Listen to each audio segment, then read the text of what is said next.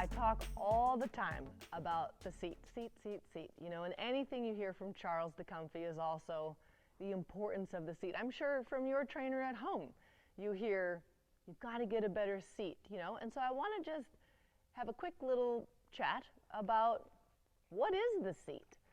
So a lot of times we talk about, you know, our seat bones in the saddle, and of course that's part of the communication tool because that's of course, you know, what we're sitting on.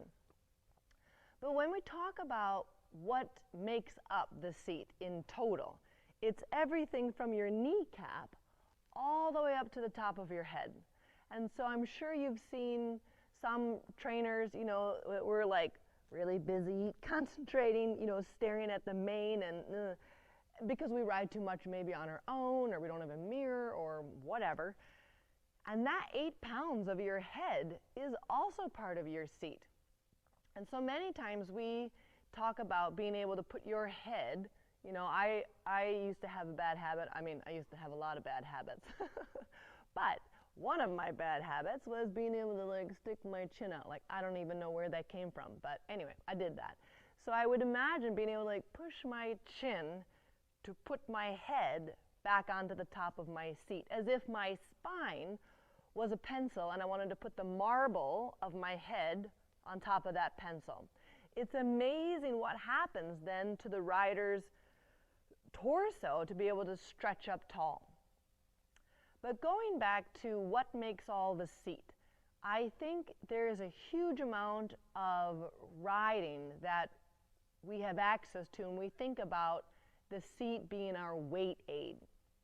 For me personally, my seat probably makes up 60 to 70% of all my aids.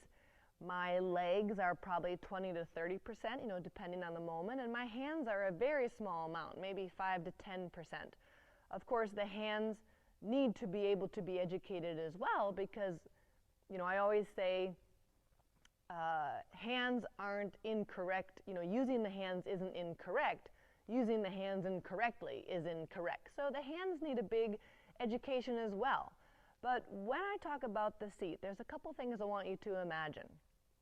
For many, many years, as long as I can remember, I've always told my riders that you should think of the torso as one big giant pelvis.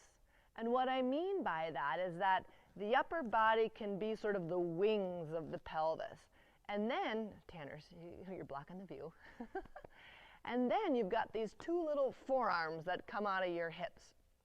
I call it the T-Rex arms, so that the horse never feels that he can pull our arms forward and lighten our seat and get the reins out of our hands.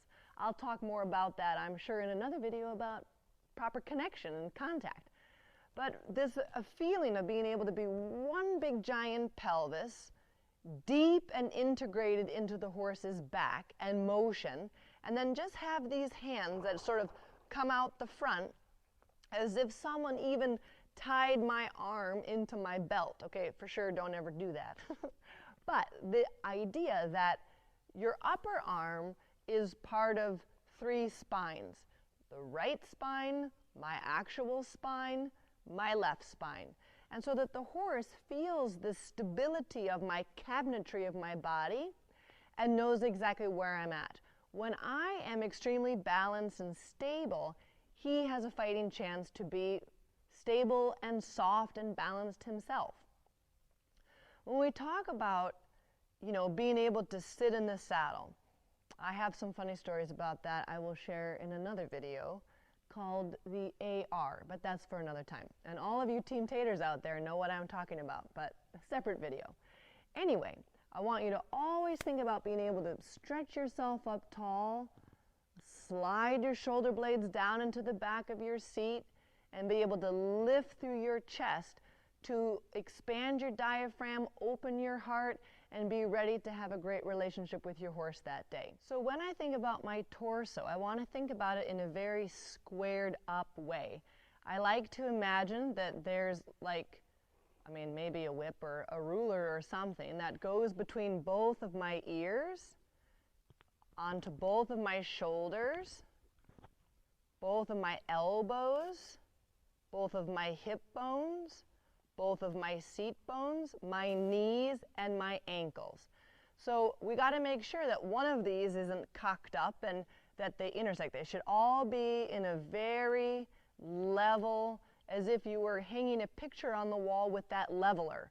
You know, we don't want it to be, you know, cocked like this and one ear up, because everything in our body, everything in our seat relates information to the horse. And what our biggest goal is for ambidexterity, even bending of both, you know, positions of the horse and equal weight loading of each hind leg.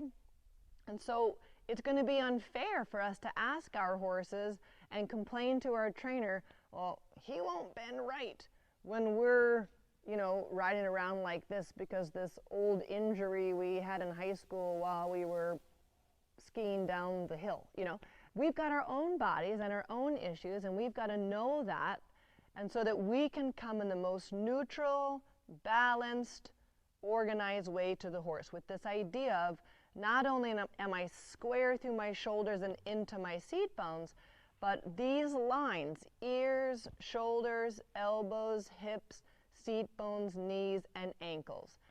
Because also what happens in the ankle can be related to what's going on in the hips. So sometimes we have to pay attention to the ankle because sometimes one is higher than the other. And so we want to really make sure we're very squared up. We hold our own selves up in our own self-carriage. And I want to ask that you guys ask yourselves when you are like, does my horse have Grand Prix potential? I want you to think about it also. Do I, as a rider, do I have Grand Prix potential? And of course, we all do, just like all horses. But it's a matter of awareness, practice, discipline, and concentration. So I hope this is helpful to get an idea of what we think about and what we mean when we say the seat. And so I hope you make it a great day and have a great ride. Thanks for joining.